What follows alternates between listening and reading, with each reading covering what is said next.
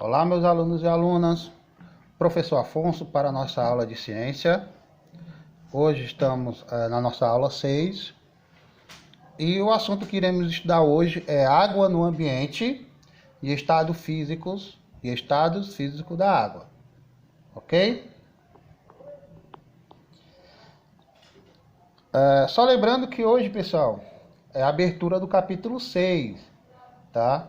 Então, será uma aula, assim, digamos, bem mais rápida em relação às outras demais, né? Porque como é a abertura de capítulo, a gente não se estende muito no assunto. Até porque os assuntos a gente só vai se aprofundar no decorrer do tempo. Então, hoje mesmo é só mesmo aquelas noções sobre o estado físico da água.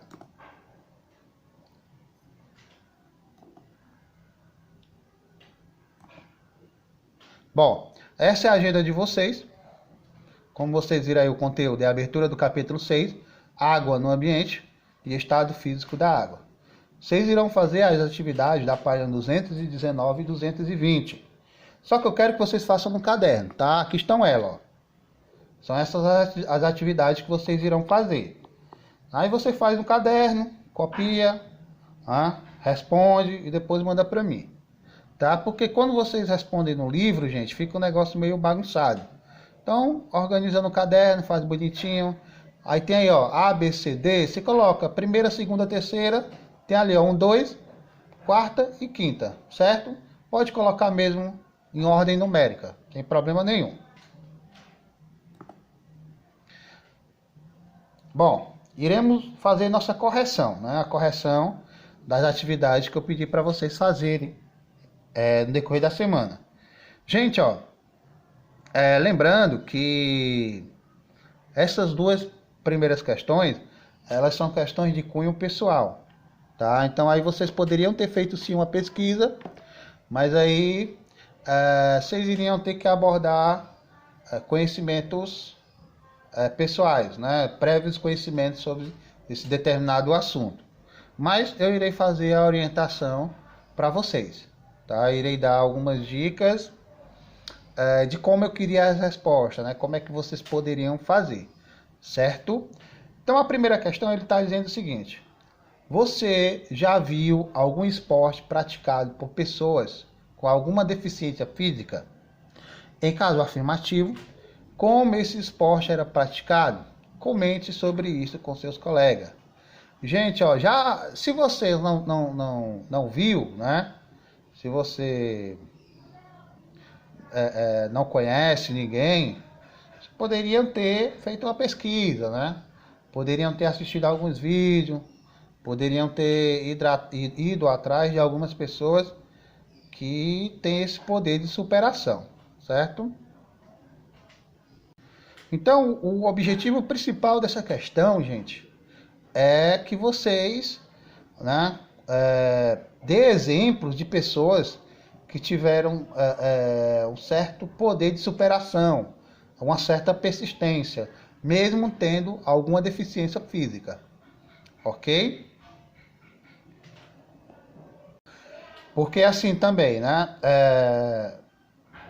Quando você conhece uma pessoa que é limitada, ou você já viu, presenciou alguma pessoa que é limitada e tem alguma deficiência física, é muito gratificante, eu digo por experiência própria, né, gente?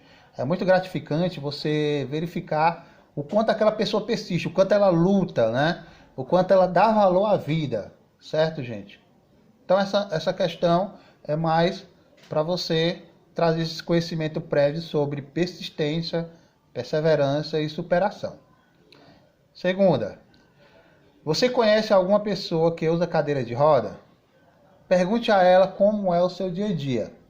Gente, ó, às vezes parece ser uma coisa constrangedora para quem usa cadeira de roda. Principalmente quando é assim no início, né? As pessoas elas ficam constrangidas, né? Outras ficam com vergonha, certo? Quando a pessoa já nasceu com deficiência, não, aquilo é comum.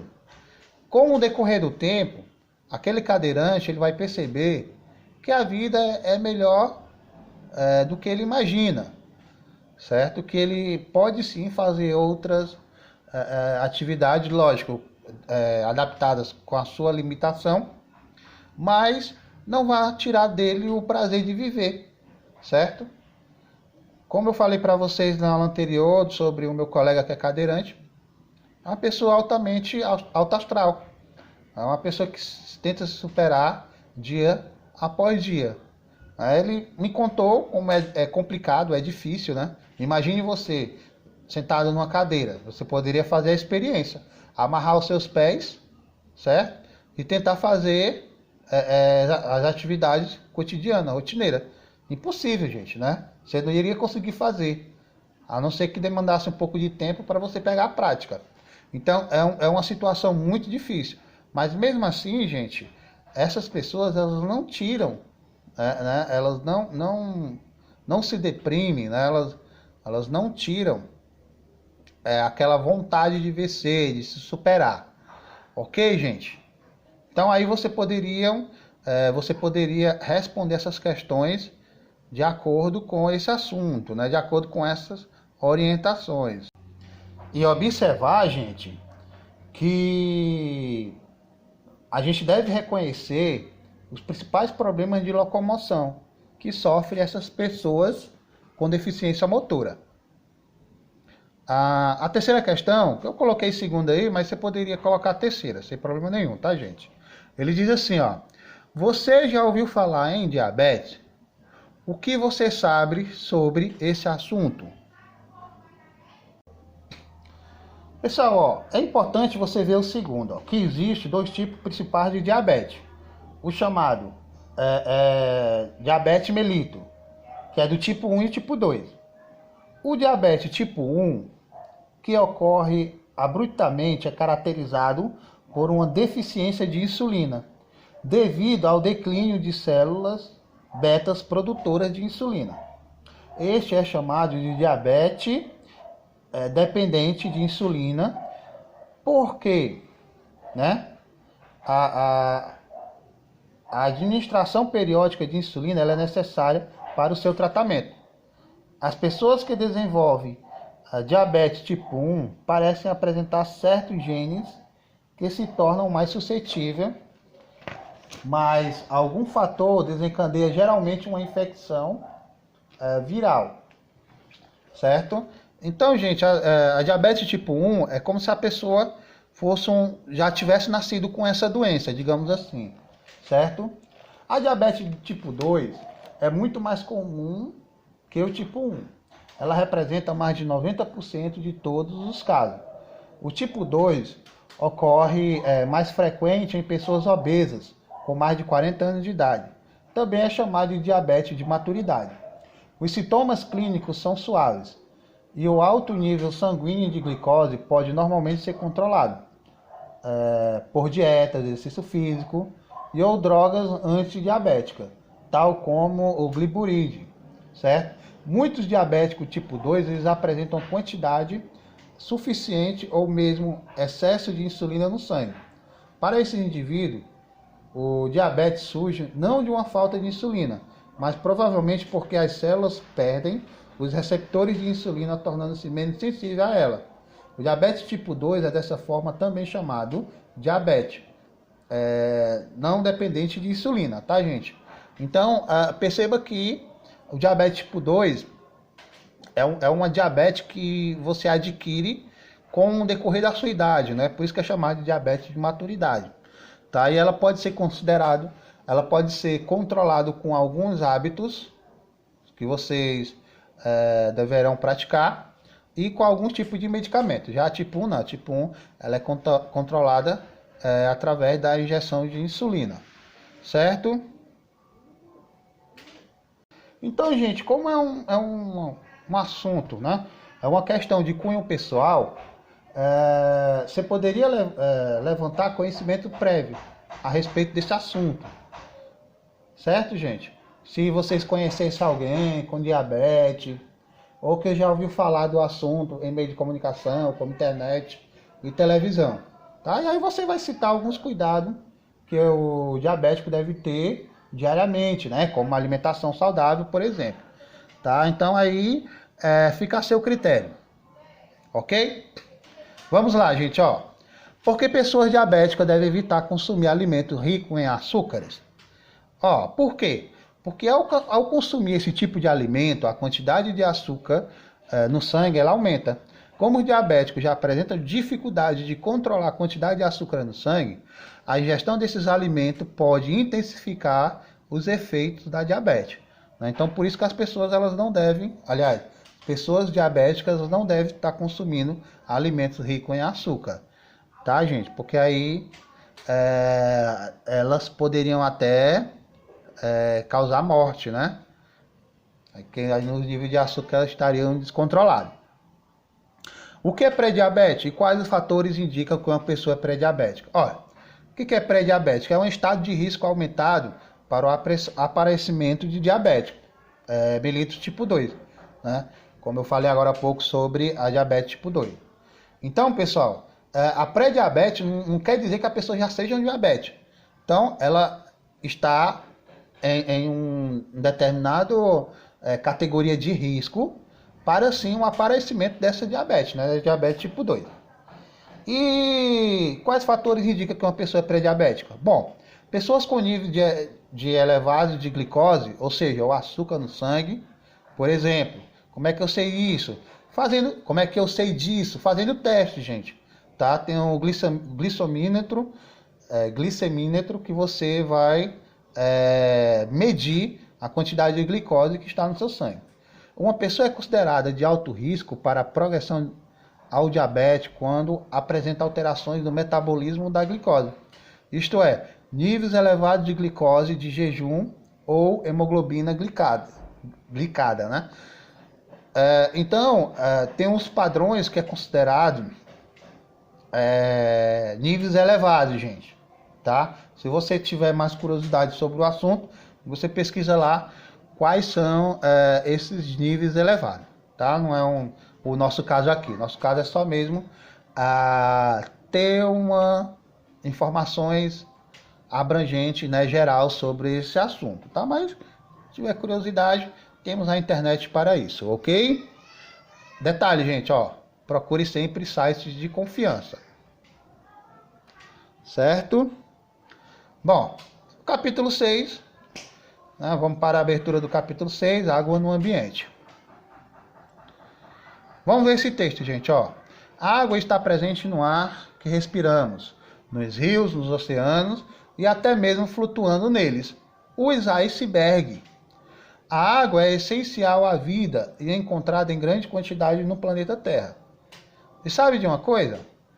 A água da chuva já pode ter sido feito parte de um oceano e de um ser vivo. Como isso é possível? Este é um dos assuntos que vamos estudar nesse capítulo, né? Então, gente, aqui o finalzinho desse texto está falando sobre o ciclo da água, que é o que a gente vai ver na próxima aula, tá? Hoje vamos ficar só na abertura do capítulo e os estados físicos da água, ok? Bom, então aí, gente, são algumas fotografias de iceberg. Como vocês podem perceber, são enormes blocos de gelo, né? Rochas de gelo flutuando sobre o mar. O iceberg, pessoal, ele parece ser uma coisa bem enganosa, né? Quando você está em alto mar, próximo de grandes geleiras, e um pedaço de rocha desse se desprende e começa a flutuar, né, no mar, perceba o seguinte, que ele vai ficar apenas uma pequena ponta para cima. O tamanho dele, gente, tá, está debaixo da água, ok?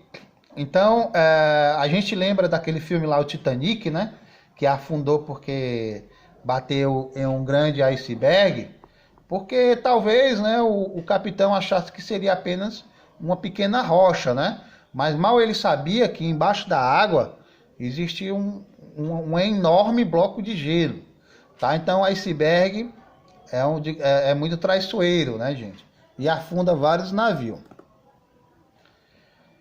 Então vamos lá para a nossa aulinha, né? Esse é o nosso assunto sobre o estado físico da água. Veja a tirinha abaixo, tá? Observe aí a tirinha. E ele diz o seguinte, o cãozinho, ele diz assim, Seu caso de personalidade tripla é realmente muito sério, né? Tá falando ali. Como você observou na tirinha acima, a água sofreu algumas alterações. Ela passou de gelo para água líquida e então para vapor, né? Gelo para água líquida e então para vapor. Cada quadro da tirinha representa um chamado estado físico da água: sólido, líquido e gasoso. Nessa sequência, ó, sólido, líquido e gasoso. Observe a seguir algumas características de cada estado físico da água. Pessoal, ó, no estado físico sólido, né, vamos primeiro acompanhar essa tirinha aqui, ó. No estado físico sólido, a água apresenta forma definida. As geleiras são locais onde grande parte da água se encontra no estado físico sólido, assim como o iceberg e o gelo na geladeira, né? Então, gente, ó, quando você está diante do estado físico sólido, principalmente da água, ele vai ter um formato definido.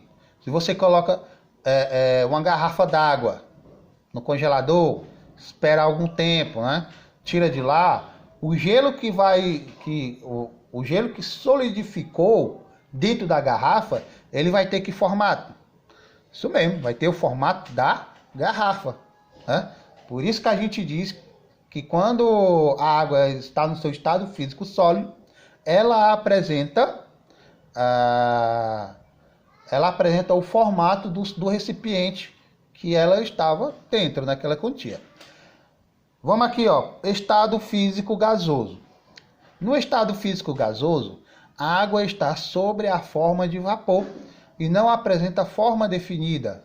A água nesse estado físico pode ser encontrada dispersa no ar, né, gente? Então, ao seu redor, você pode estar respirando gotículas de água e nem sabe, né? Porque às vezes ela fica bem minúsculazinha e espalhada no ambiente.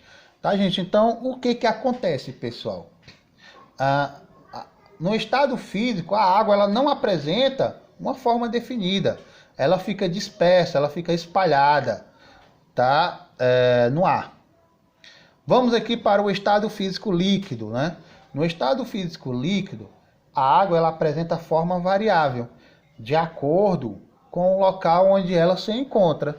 Por exemplo, nos rios, mares, oceanos e lagos, é possível encontrar água no seu estado físico líquido, assim como nas torneiras das residências. Então, gente, ó, quando a água está no seu estado físico líquido, é quando as moléculas deslizam umas sobre as outras, né? E ela vai apresentar o formato do recipiente que ela está contido. Tá? Então ela apresenta forma variável. Vai depender de onde ela está. Ok? Qual o tipo de recipiente. Os estados físicos da água diz respeito a esta substância extremamente importante para a existência do ser vivo. Se não fosse ela, ou seja, a água, não existiria vida na Terra. Isso só é possível graças às suas propriedades físicas e químicas. Ela pode ser encontrada na natureza em 3 estados físicos que a gente viu: sólido, líquido e gasoso. O que altera a mudança de estado físico para o outro é a pressão e a temperatura, tá, gente? E aqui, pessoal, é sobre um prévio assunto da próxima aula, tá? Então já estamos no finalzinho da nossa aula. Aqui é só um prévio assunto que a gente vai ver na próxima aula. Então, ó, estado físico da água. Vamos ver como a água ela é extremamente importante, né? A água é um elemento presente em basicamente tudo que envolve o planeta Terra. Ela cobre cerca de 71%, mais ou menos, aproximadamente, né, da superfície. No estado líquido, ela está presente em oceanos, mares, lagos, rios, além da sua utilidade no cotidiano, como no preparo de alimentos, higienização, hidratação do corpo, entre outras situações. Então perceba que sem água não existiria vida, né? Somos dependentes dessa maravilhosa substância. Desculpa, desse maravilhoso elemento. Substância é H2O, né? Então o elemento água é essencial para a vida. A água em seu estado líquido não possui forma própria. Ela assume o formato do recipiente na qual estiver contida. Já no seu estado sólido, tem forma regular e pode ser encontrada na forma de gelo, como iceberg, neve e granizo.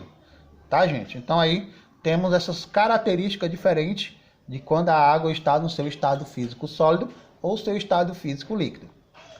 Já no estado gasoso, né, no estado físico gasoso, a água também não tem forma própria, apesar de não ser visível a olho nu.